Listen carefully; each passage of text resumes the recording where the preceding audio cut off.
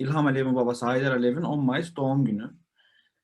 Ve yıllardır her 10 Mayıs gününde bunu Azerbaycan hükümeti Gül Bayramı olarak kutluyordu ve her sene bu bayramın kutlanılması için bütçeden büyük miktarda paralar ayrılıyordu bunun için. İşte Bakü'yü her tarafını çiçekle süslemeler vesaire ve ilahır gibi. 2016 9 Mayıs akşamı yani 10 Mayıs'a geçen gece Bayram Mehmedov ve diğer bir yoldaşımız Giyas İbrahimov Bakü'nün merkezinde Haydar Aliyev heykelinin üstüne e, Kul bayramınız mübarektir yazmışlardı. Kul bayramınız mübarektir. Bizde kul yani köle anlamına gelir. Bu yazılamanın ardından evlerinden güya kilolarca uyuşturucu bulunmuş gibi bu iftirayla yani 10'ar yıllık hapse çarptırıldılar. 2019 17 Mart'ta kararıyla hapisten çıktılar. Bir hafta olmadan Bayram Mehmedov tekrar tutuklandı. Bir ay hapis cezası verdiler bu sefer de. Ve bu bir ay hapis cezasında daha önceki 3 senelik hapis cezasında da yani olmazın işkenceler, tacizler vesaire vesairelere maruz kalmış insanlar zaten her ikisi. Tabii oradan çıktıktan sonra da yani bir aylık hapis cezasını bitirdikten sonra da her zaman hem Giyas İbrahimov hem Bayram Mehmedov'un üzerinde hükümet tarafından bir dikkatler vardı.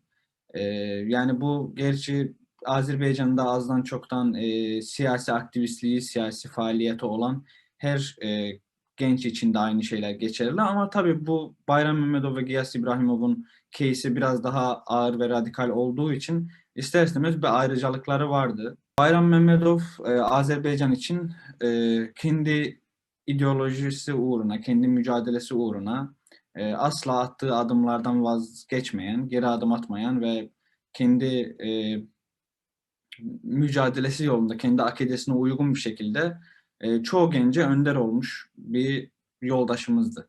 5-6 ay öncesinde İstanbul'a yerleşti.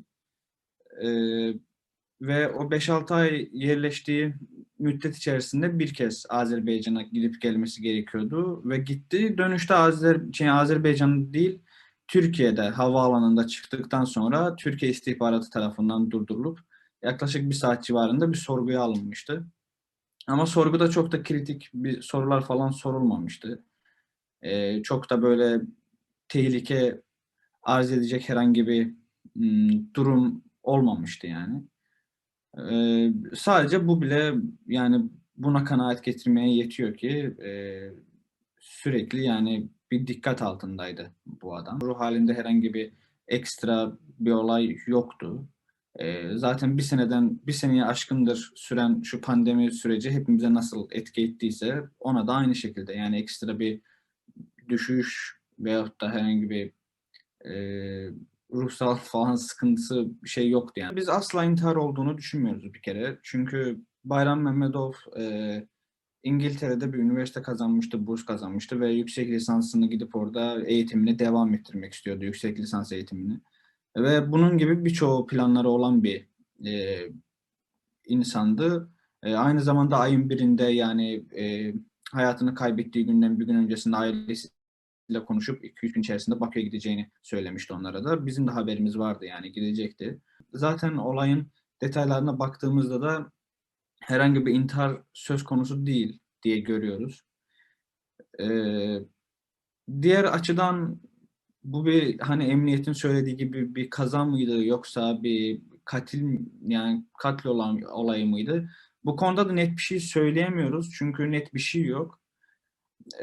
Sadece emniyetin verdiği açıklamada yani gerçekle üst üste oturuşmayan bazı noktalar var. Bunlardan birisi mesela biz olay yerine de gittik. Hani Moda 2 sahiline, olayın olduğu yere. Orada o park güvenlikleriyle de konuştuk. Tabii onların da ifadelerine ne kadar güvenilir bilmiyorum ama onların dediği ifadelerle yani emniyetin verdiği açıklama uyuşmuyor. Yani emniyet diyor ki yüzmeyi bilmediği halde denize atlamış. Bayram çok iyi yüzebiliyordu bir kere. Diğer açıdan deniliyor ki işte boğulduğu yerden 15-20 dakika içerisinde Sahil arama kurtarma ekipleri tarafından aynı bu olduğu yerde, yani Moda 2 sahilinde çıkarılmış. Fakat emniyet açıklama yapıyor ki işte saatlerce süren arama sonucunda Haydarpaşa Garı açıklarında, yani oradan bayağı bir mesafede, bilenler biliyor, bilmeyenler de haritadan göz atabilirler.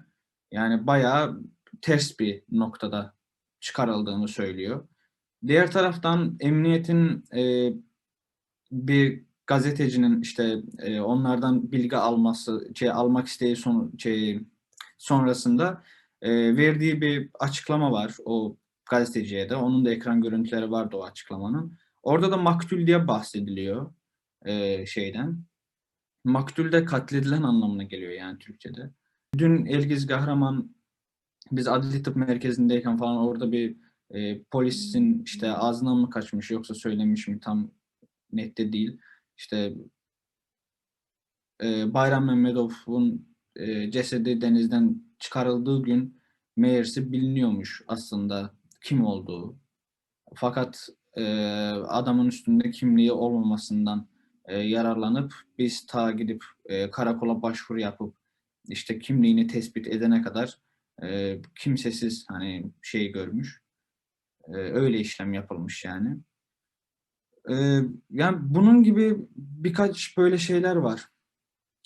Zıddiyetler var. Ve bunlar açıkçası bizim kafamızı karıştırıyor. Burası İstanbul ve her yeri izleniyor. Her tarafta kamera var. Ee, O yüzden polisin istediği takdirde o görüntülere çok kolaylıkla ulaşabileceğini düşünüyoruz. Kolaylıkla olmasa bile yine de ulaşabileceğini düşünüyoruz. Ee, ulaşılamadığı söylenilse de yine de bunun peşini bırakmayacağız. Yani gerekirse kendimiz ulaşmaya çalışacağız. Sokağa çıkma yasağı var bu saatte o insan.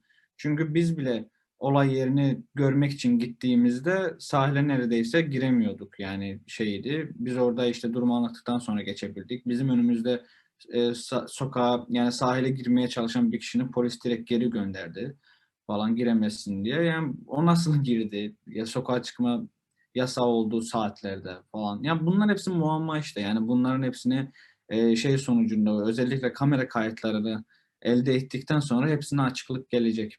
Emniyetin dediğiyle yeterlilik bulunmaması gerektiğini gösteriyor bize. Ve o yüzden bu davayı gücümüz yettiği kadar araştırıp soruşturup tam şeffaf bir şekilde sonuçlandırılması için uğraşacağız.